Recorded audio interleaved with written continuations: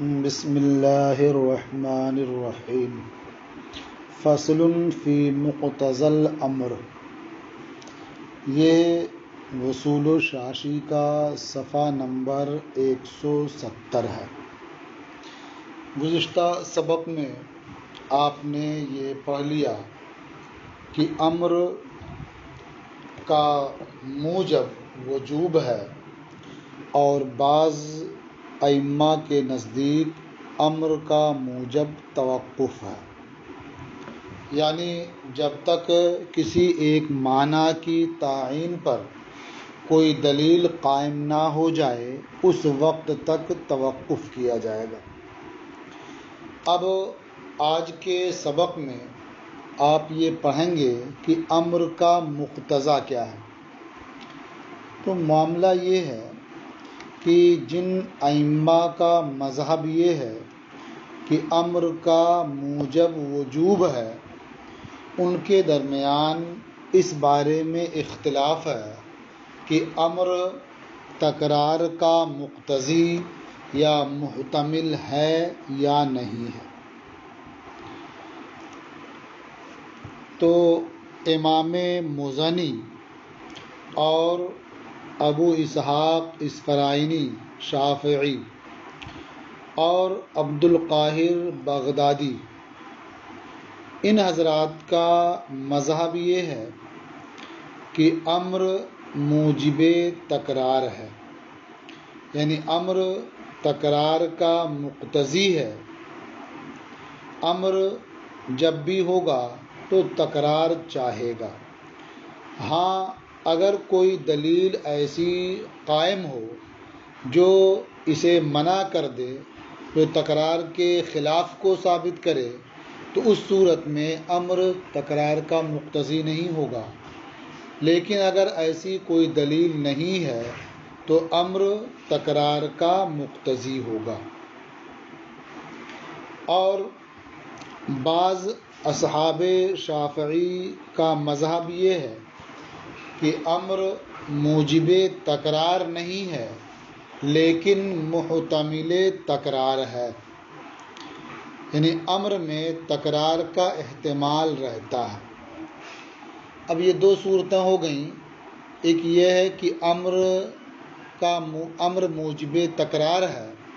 اور دوسری صورت ہوئی امر محتمل تکرار ہے۔ تو موجب اور محتمل میں فرق کیا ہے؟ کہتے ہیں موجب یہ بغیر کسی قرینے کے ثابت ہوتا ہے اور جو محتمل ہوتا ہے وہ بغیر قرینے کے ثابت نہیں ہوتا ہے۔ جو امر جس چیز کو واجب کرتا ہے وہ قرینہ ہو یا نہ ہو وہ چیز ثابت ہوگی، اور امر جس چیز کا احتمال رکھتا ہے تو بغیر قرینے کے وہ احتمال ثابت نہیں ہوگا۔ تو یہ دو مذہب ہو گیا، ایک تو یہ ہے کہ امر موجب تکرار ہے اور دوسرا مذہب ہوا کہ امر محتمل تکرار ہے، موجب تکرار نہیں ہے۔ ہمارے بعض مشائخ نے فرمایا کہ امر مطلق نہ موجب تکرار ہے نہ محتمل تکرار ہے، لیکن جو امر معلق بشرط ہو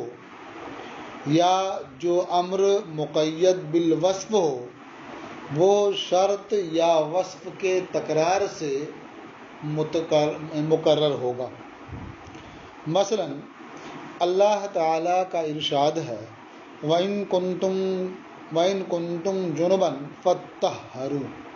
فَاتَّطَهَّرُوا یہ امر ہے لیکن ایک شرط کے ساتھ معلق ہے، ان کنتم جنبًا۔ تو امر جو مطلق ہو یہ نہ موجب تکرار ہوتا ہے نہ محتمل تکرار ہوتا ہے، لیکن یہاں ایک شرط کے ساتھ معلق ہے، تو جب جب یہ شرط پائی جائے گی تو جب جب وہ حکم پایا جائے گا، یعنی امر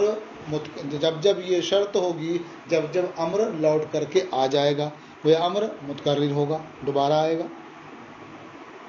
یا جیسے اللہ تعالیٰ کا ارشاد ہے الزانیۃ والزانی فجلدوا کل واحد منہما مئۃ جلدہ، زانیہ اور زانی ان میں سے ہر ایک کو 100 کوڑے لگاؤ۔ تو فجلدو یہ امر ہے، لیکن یہ امر مقید ہے کہ وصف کے ساتھ، یعنی یہ کوڑا مارنا اسی کو ہوگا جو وصف زنا سے متصف ہوگا۔ تو جب جب زنا کا ثبوت ہوگا، جب جب کوڑا مارنا بھی ثابت ہوگا۔ تو بعض مشائخ کا یہ مذہب ہے کہ امر مطلق نہ تو موجب تکرار ہے نہ محتمل تکرار ہے، لیکن اگر وہ معلق بالشرط ہو یا مقید بالوصف ہو تو اس شرط یا وصف کے بار بار پائے جانے سے امر بار بار پایا جائے گا۔ لیکن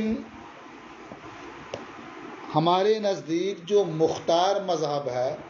وہ یہ ہے کہ امر نہ موجب تکرار ہے نہ محتمل تکرار ہے، خواہ امر مطلق ہو یا معلق بالشرط ہو یا مخصوص بالوصف ہو، یعنی ہر صورت میں امر نہ تو موجب تکرار ہے اور نہ محتمل تکرار ہے۔ ہاں اتنی بات ضرور ہے کہ امر بالفعل اقل جنس پر واقع ہوتا ہے اور کل جنس کا احتمال رکھتا ہے۔ اقل جنس پر واقع ہونے کا مطلب یہ ہے کہ وہ ادنا درجہ، وہ ادنا حصہ جس کی وجہ سے اس امر کو بجا لانے والا سمجھا جائے، اتنے پر یہ واقع ہوتا ہے، اور کل جنس کا اس میں احتمال ہوتا ہے، یعنی اگر عامر کی نیت کل جنس کی ہو تو پھر کل جنس کو یہ شامل ہوتا ہے۔ اسی مختار اور پسندیدہ مذہب کی روشنی میں مصنف رحمۃ اللہ تعالی علیہ فرماتے ہیں الامر بالفعل لا یقتضی التکرار، یعنی امر بالفعل یہ تکرار کا مقتضی نہیں ہوتا ہے۔ اور آپ بین سطور میں دیکھ سکتے ہیں ولا یحتملہ، یعنی امر بالفعل یہ تکرار کا محتمل نہیں ہوتا ہے۔ اب چونکہ یہی مختار ہے، یہی پسندیدہ ہے، تو اس روشنی میں یہ بعض مسائل بیان فرماتے ہیں۔ کہتے ہیں وَلِہَٰذَا قُلْنَا، اور اسی لیے ہم نے کہا، یعنی امر بالفعل نہ مقتضی تکرار ہے نہ محتمل تکرار ہے، اس لیے ہم نے کہا کہ اگر کسی مرد نے دوسرے سے کہا کہ تو میری بیوی کو طلاق دے دے، تو اس دوسرے شخص نے یعنی وکیل نے اس موکل کی بیوی کو طلاق دے دیا، پھر موکل نے اپنی اس مطلقہ بیوی سے نکاح کر لیا، تو اب جو وکیل ہے اسے اس بات کا اختیار نہیں ہوگا کہ امر اول کی وجہ سے دوبارہ اس کی بیوی کو طلاق دے دے، یعنی اگر وہ وکیل دوبارہ اس کی بیوی کو طلاق دیتا ہے تو یہ طلاق واقع نہیں ہوگی، اس لیے کہ اس نے جو حکم دیا تھا وہ پورا ہو گیا ایک بار طلاق دینے کی وجہ سے، اور امر تکرار کا مقتضی نہیں ہوتا ہے کہ اب بار بار یہ اس پر عمل کرے گا اور عمل مانا جائے گا، یا اس کا محتمل بھی نہیں ہوتا ہے کہ اس میں اس کی گنجائش ہو اور یہ خود سے ایسا کر سکے۔ فرماتے ہیں وَلِہَٰذَا قُلْنَا، اور اسی لیے ہم نے کہا لو قال طلق امراتی، اگر کسی مرد نے دوسرے سے کہا کہ تو میری بیوی کو طلاق دے دے، فطلقها الوکیل، تو وکیل نے موکل کی بیوی کو طلاق دے دیا، ثم تزوجها الموکل، پھر موکل نے اپنی مطلقہ بیوی سے نکاح کر لیا، لیس للوکیل ان یطلقها بالامر الاول ثانیا، تو وکیل کے لیے روا نہیں ہوگا کہ وہ امر اول کی وجہ سے دوبارہ اس خاتون کو طلاق دے، اس لیے کہ جب پہلی بار اس نے طلاق دے دیا تو امر کی وجہ آوری ہو گئی، اب دوبارہ اسے طلاق دینے کا اختیار نہیں رہا۔ ایک دوسرا مسئلہ اور بیان کرتے ہیں. وَلَوْ قَالَ زَوِّجْنِي امْرَأَةً، ایسے ہی اگر کسی شخص نے دوسرے شخص سے کہا کہ تو کسی خاتون سے میری شادی کر دے، تو اب جسے وکیل بنایا تو اس کے لیے صرف اتنا ہی اختیار ہوگا کہ وہ کسی خاتون سے شادی کر دے، لیکن ایک بار شادی کر دینے کے بعد اب اسے اختیار نہیں رہے گا کہ وہ پھر اسی امر کی وجہ سے دوسری خاتون سے بھی اس کی شادی کر دے. یہ اختیار نہیں رہے گا، اس لیے کہ جب ایک مرتبہ اس نے شادی کر دی اس کی، تو جو امر تھا اس کی بجاوری پالی گئی اور اس کا اقتضا پورا ہو چکا. وَلَوْ قَالَ زَوِّجْنِي امْرَأَةً، اور اگر کسی نے دوسرے سے کہا کہ کسی خاتون سے میری شادی کر دے، لا يتناول هذا تزویجا مرۃ بعد اخرى، تو یہ امر ایک بار شادی کرنے کے بعد دوبارہ شادی کرنے کو شامل نہیں ہوگا. تیسرا مسئلہ، وَلَوْ قَالَ لِعَبْدِهِ، اور اگر کسی آقا نے اپنے غلام سے کہا تزوج، کہ تو شادی کر لے، تو غلام کو ایک بار اس امر کی بنیاد پر شادی کرنے کا اختیار ہوگا. ایک بار اس نے شادی کر لی، اب اسے طلاق دے دیا، پھر چاہے کہ دوبارہ شادی کر لے اسی امر کی بنیاد پر، تو شادی نہیں کر سکتا، اس لیے کہ امر تکرار کا مقتضی نہیں ہوتا. وَلَوْ قَالَ لِعَبْدِهِ، اور اگر آقا نے اپنے غلام سے کہا تزوج، تو شادی کر لے، لا يتناول ذلك الا مرۃ واحدہ، تو یہ شادی کرنے کا حکم ایک بار شادی کرنے کو شامل ہوگا، اس کے علاوہ نہیں، یعنی صرف ایک بار شادی کرنے ہی کو شامل ہوگا. کیوں؟ کہتے ہیں لأن الامر بالفعل طلب تحقیق الفعل على سبیل الاختصار، یعنی یہ 3 مسائل بیان کیے اور ہر ایک میں اس بات کو واضح کیا کہ امر تکرار کا مقتضی نہیں ہوتا ہے، اس لیے ایک بار عمل کر لینے کے بعد دوبارہ اس پر عمل کرنا روا نہیں ہوگا، اس کی گنجائش نہیں ہوگی. وجہ اس کی یہ ہے کہ امر بالفعل یہ اختصار کے طریقے پر فعل کے ایجاد کو طلب کرنا ہے. مثلا کسی نے کہا اضرب کا معنی کیا ہوا کہ افعل فعل الضرب، تو افعل فعل الضرب سے مختصر ہے اضرب. تو اضرب جو کہا گیا وہ صرف اس لیے تاکہ لفظ میں اختصار ہو جائے، نہ یہ کہ معنی میں اختصار ہو. تو افعل فعل الضرب کہتا یعنی ضرب کا حکم دیتا وہ، تو ایک بار ہی مارنے کا حکم تھا، تو اضرب کہنے میں بار بار مارنے کا حکم نہیں ہو سکتا، اس لیے کہ اختصار صرف لفظ میں مقصود ہے، معنی میں تبدیلی مقصود نہیں ہوتی. کہتے ہیں لأن الامر بالفعل طلب تحقیق الفعل على سبیل الاختصار، اس لیے کہ امر بالفعل دوسرے کو کام کا حکم دینا یہ اختصار کے طریقے پر فعل کے ایجاد کو طلب کرنا ہے. فإن قوله اضرب مختصر من قوله افعل فعل الضرب، کیونکہ قائل کا اضرب کہنا یہ افعل فعل الضرب کہنے سے مختصر ہے. والمختصر من الکلام والمطول سواء فی الحکم، اور مختصر کلام اور مطول کلام حکم میں برابر ہوتا ہے، یعنی دونوں سے حکم یکساں ثابت ہوتا ہے اور دونوں کا فائدہ بھی یکساں ہوتا ہے، صرف لفظ میں اختصار ہو جاتا ہے مختصر میں. ثم الامر بالضرب امر بجنس تصرف معلوم. اب کہتے ہیں کہ جو اضرب کہا تو ضرب کا حکم ہوا، تو امر بالضرب یہ تصرف معلوم کی جنس کا حکم ہے. تصرف معلوم ہے، ضرب ایک معلوم تصرف ہے، تو تصرف معلوم کی جنس کا یہ امر ہے، حکم ہے. اور اس میں جنس کا حکم یہ ہے کہ وہ اطلاق کے وقت ادنا کو شامل ہوتا ہے، یعنی اس میں جنس جب بولا جائے تو ادنا کو شامل ہوتا ہے، یعنی اس کے ایک فرد کو مثلا، اور کل جنس کا اس میں احتمال ہوتا ہے، کہیں اس کے تمام افراد کے مراد لینے کا احتمال ہوتا ہے۔ تو اسی طرح سے امر بالفعل یہ جب بولا مطلق ہوگا تو ادنا کو یہ شامل ہوگا، لیکن کل جنس کا احتمال رہے گا۔ ثم الامر بالضرب امر بجنس تصرف معلوم، پھر امر بالضرب تصرف معلوم کی جنس کا حکم ہے۔ وحکم اسم الجنس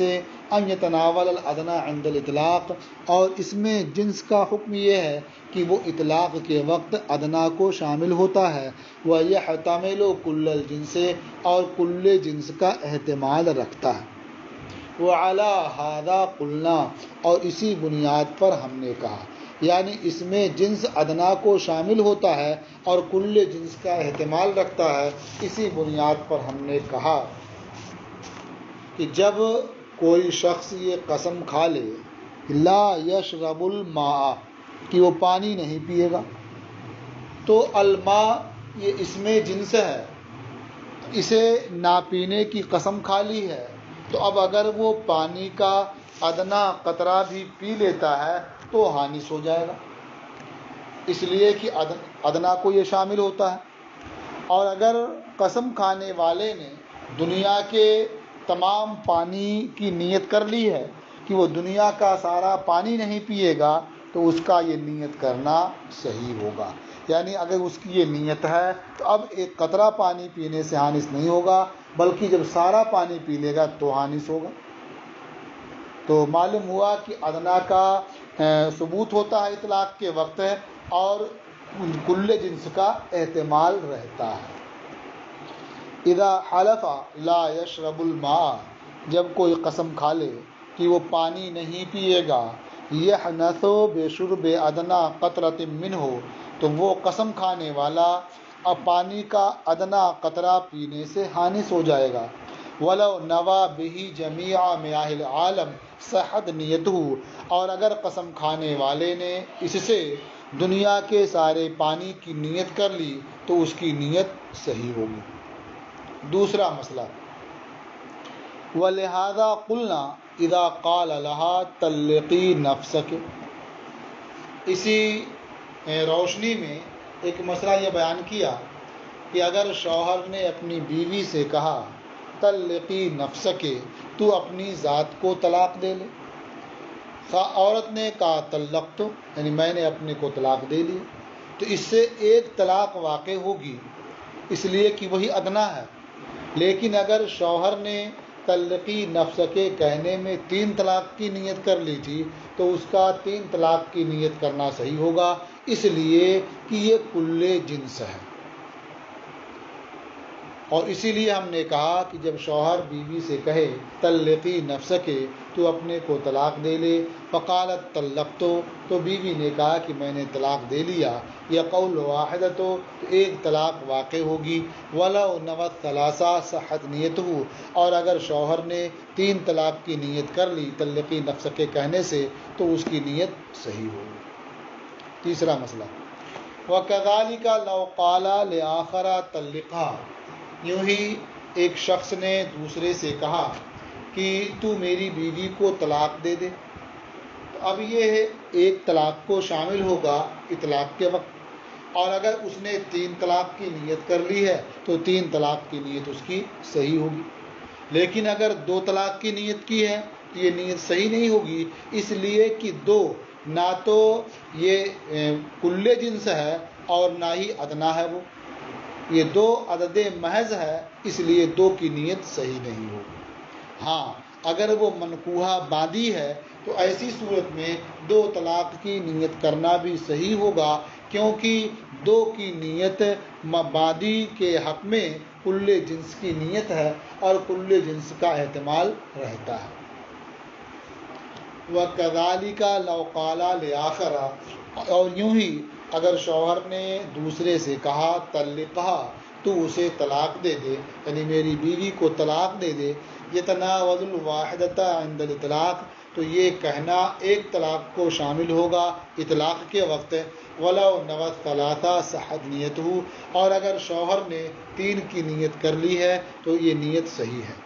وَلَوْ نَوَتْ سَنَتَيْنِ لَا يَصِحُ، اور اگر اس نے 2 طلاق کی نیت کی ہے تو یہ نیت کرنا صحیح نہیں ہوگا، الا اذا كانت المنكوحة امة، مگر جبکہ منکوحہ بادی ہو، فإن نیت السنتین فی حقها نیت بکل الجنس، کیونکہ بادی کے حق میں 2 کی نیت کرنا کل جنس کی نیت ہے۔ چوتھا مسئلہ،